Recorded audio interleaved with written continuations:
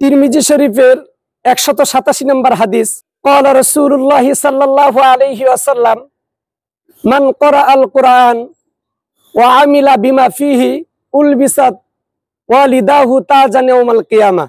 রাসূল আকরাম সাল্লাল্লাহু আলাইহি ওয়াসাল্লাম বলেছেন, যে ব্যক্তি নিয়মিত কুরআনুল কারীমকে তিলাওয়াত করবে এবং কুরআনুল কারীমের ভিতরে হালাল হারাম যাবতীয় বিষয়ে যা কিছু আছে এগুলোর উপর আমল করবে, উলবিসা ওয়ালিদাহু তাজান ইয়াউমাল কিয়ামাহ, আল্লাহ রাব্বুল আলামিন কিয়ামতের ময়দানে এই কুরআন তিলাওয়াতকারী ব্যক্তির পিতা মাতাকে এমন একটি নূরের মুকুট পরিয়ে দিবে, যে নূরের মুকুট পুরা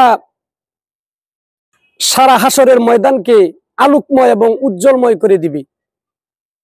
এই হাদিস থেকে আমরা বুঝতে পেরেছি যে যে কোনো ব্যক্তি সে যদি কুরআনুল কারীমকে সে শিক্ষা গ্রহণ করে নিয়মিত সে তিলাওয়াত করতে থাকে এবং এর উপর সে আমল করতে থাকে, তাহলে আল্লাহ রাব্বুল আলামিন এই কুরআনুল কারীম তিলাওয়াতকারী ব্যক্তির পিতামাতাকে এই সুবিশাল মর্যাদা, সম্মান এবং তাদেরকে এরকম সর্বোচ্চ মর্যাদা দান করবে। তাহলে যারা কুরআনুল কারীম তিলাওয়াত করে তাদের তো আল্লাহ রাব্বুল আলামিন আরো বেশি সম্মান এবং মর্যাদা দান করবে।